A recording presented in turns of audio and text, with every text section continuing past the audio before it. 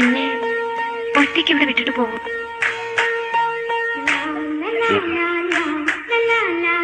ഒന്നറിഞ്ഞിട്ടുള്ളൂ സാവിത്രിക്ക് ഇഷ്ടമായത്. എനിക്കറിയില്ല, ഞാൻ ഓർക്കുന്നില്ല എപ്പോഴാണ് എന്റെ തുടക്കമെന്ന്. മുൻപൊരിക്കൽ അനുഭവമില്ലാത്തൊരു തുള്ളിച്ചാട്ടം എന്റെ മനസ്സിലുണ്ടായി. ഇനി കൊണ്ടുവന്ന കുപ്പിയോളയില്ലേ, അത് നിർത്തി ഞാൻ മിന്നുവിന്റെ പേര് എഴുതി. അത് വെറുതെ ഉറങ്ങാൻ നോക്കിയിരുന്നു. മിന്നുവിന്റെ ഡയറി ഇല്ലേ, അതിലെ പേജുകൾ ഞാൻ കൂടെ കൂടെ മറിച്ചു നോക്കും. ഒരു ദിവസം എല്ലാ പേജുകളിലും ഞാൻ മിന്നുവിന്റെ ചിത്രം കണ്ടു, എന്നെയും.